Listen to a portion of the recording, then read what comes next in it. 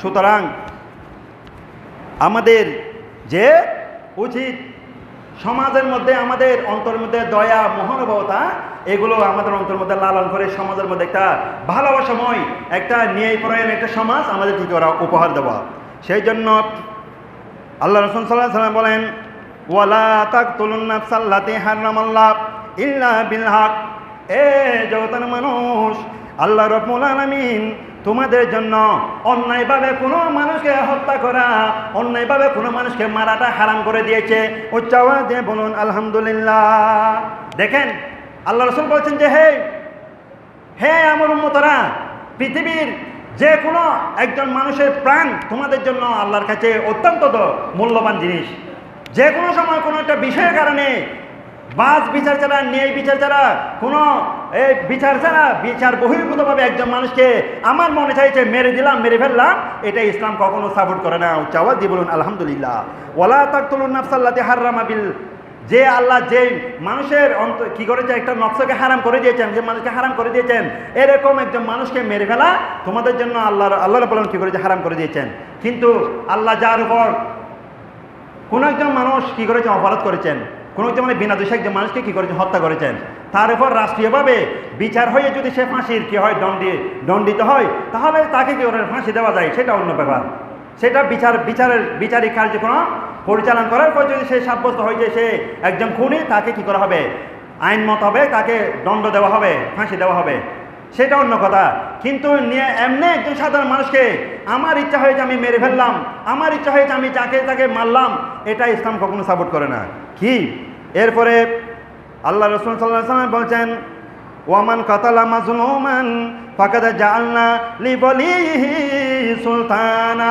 যেই ব্যক্তি কোনো মানুষকে নির্দয়ভাবে কোনো বিচার বহির্ভূতভাবে হত্যা করলো, মারলো, কতল করে দিল, আল্লাহ রাব্বুল আলামিন ওই মানুষের বংশধরের মধ্যে এমন একজন বাদশা সৃষ্টি করে দেবেন, এমন একজন ক্ষমতাবান সৃষ্টি করে দিবেন, যেই উত্তরাধিকার তার বাবার হত্যার প্রতিশোধ নেওয়ার জন্য আল্লাহ রাব্বুল আলামিন তার জন্য ক্ষমতা দিয়ে দিবেন, তাকে শক্তি দিয়ে দিবেন। উচ্চ আওয়াজ দিয়ে বলুন আলহামদুলিল্লাহ।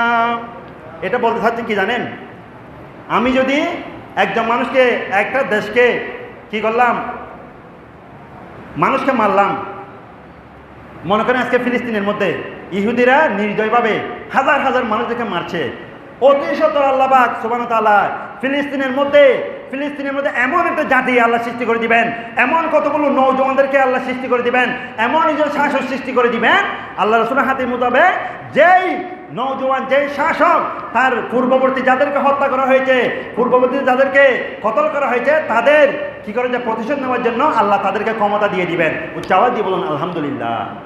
আজকে যারা ফিলিস্তিনদেরকে মারছে, মনে করেন বিনা দোষে হত্যা করেছে, যেখানে ইচ্ছে সেখানে মেরে ফেলতেছে, আল্লাহ পাক সুবহানাহু ওয়া তাআলা অতি সত্বর এমন একটা ফিলিস্তিনের মধ্যে জাতি সৃষ্টি করে দিবেন, এমন একটা গোত্র সৃষ্টি করে দিবেন, যেই গোত্রের মানুষেরা তাদের পূর্বপুরুষদেরকে কেন হত্যা করা হয়েছে সেই হত্যার বিচার করবে, সেই হত্যার প্রতিশোধ নিবে, সেই হত্যার যাজা নিবে, এরকম একটা জাতি আল্লাহ পাক সৃষ্টি করে দিবেন। চাওয়া দিয়ে বলুন আলহামদুলিল্লাহ। সুতরাং কাউকে হত্যা করে আপনি পার পাবেন না, দুনিয়ায়ও পাবেন না, আখিরাতের মধ্যে তো শাস্তি রয়েছে। দুনিয়া আপনি কাউকে মেরে দিলেন, এটা দুনিয়ার মধ্যে আপনি আল্লাহ সুবহানাহু ওয়া তাআলা যে কোনোভাবে ওই হত্যার আল্লাহ বিচার করবেন, দুনিয়াবি বিচারও হতে পারে, অথবা যাকে হত্যা করেছেন তার মধ্যে এমন একজন আল্লাহ উত্তরাধিকারী সৃষ্টি করে দিবেন, যেই উত্তরাধিকারী তার বাবার, তার মায়ের, তার ভাইয়ের, তার পরিবারের সদস্যদের কেন হত্যা করা হয়েছে সেটা তদন্ত বের করে তার শাস্তির ব্যবস্থা করবে, এরকম ক্ষমতা আল্লাহ তাকে তার উত্তরাধিকারের মধ্যে দিয়ে দেবে। উচ্চ আওয়াজে বলুন আলহামদুলিল্লাহ। সুতরাং আল্লাহ সুবহানাহু ওয়া তাআলা বিনা দোষে কাউকে হত্যা করা, বিনা দোষে কাউকে মারা, এটা কি করেন না, সাপোর্ট করেন না, সেটা আল্লাহ রাসূল সাপোর্ট করেন না, ইসলামও সাপোর্ট করে না। উচ্চ আওয়াজ দিয়ে বলুন আলহামদুলিল্লাহ।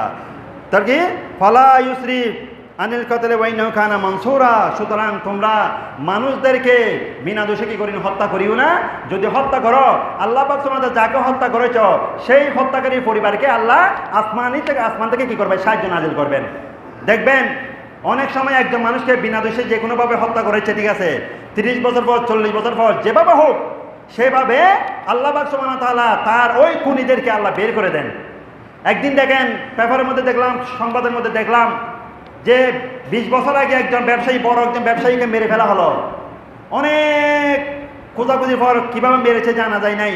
শেষ পর্যন্ত একটা খবরের মধ্যে একটা কবরের মধ্যে যেভাবে হোক একজন মানুষের মৃতদেহ পাওয়া গিয়েছে, সেখানে তার কঙ্কাল পাওয়া গিয়েছে।